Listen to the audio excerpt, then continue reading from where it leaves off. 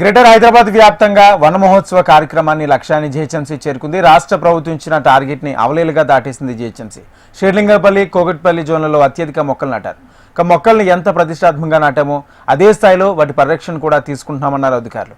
గ్రేటర్లో వన మహోత్సవ కార్యక్రమంపై హెచ్ఎంటీవీ ప్రత్యేక కథనం.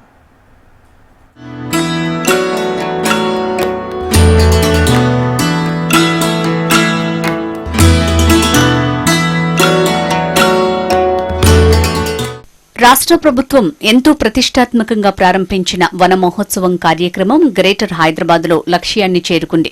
ప్రభుత్వ లక్ష్యం 25 లక్షలు కాగా 25,31,000 మొక్కలను నాటారు జీహెచ్ఎంసీ అధికారులు. దీంతో ప్రభుత్వం నిర్దేశించిన లక్ష్యంలో 101% పూర్తి చేసినట్టయింది. ప్రభుత్వ లక్ష్యం కన్నా జీహెచ్ఎంసీ 25,52,599 మొక్కలు నాటేందుకు ప్లాన్ సిద్దం చేసుకుంది.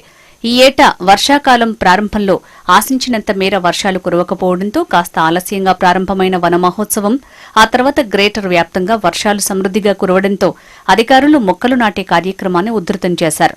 ప్రస్తుతం జీహెచ్ఎంసీ గ్రేటర్ హైదరాబాద్ వ్యాప్తంగా 25,31,848 మొక్కలను నాటింది.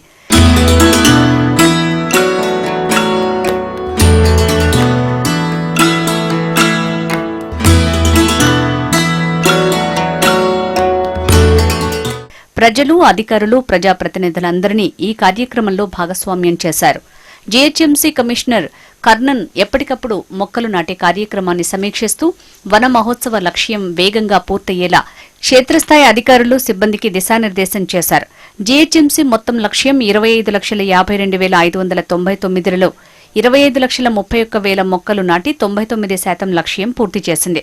ఇందులో రోడ్డు అంచులు, బహిరంగ ప్రదేశాలు, సరస్సులు వంటి బహిరంగ ప్రదేశాల్లో పొడవైన పొదలతో కూడిన మొక్కలను నాటడం, అలాగే ఇళ్లకు ఇంటి మొక్కలను పంపిణీ చేయటం వంటివి చేశారు జీహెచ్ఎంసీ అధికారులు.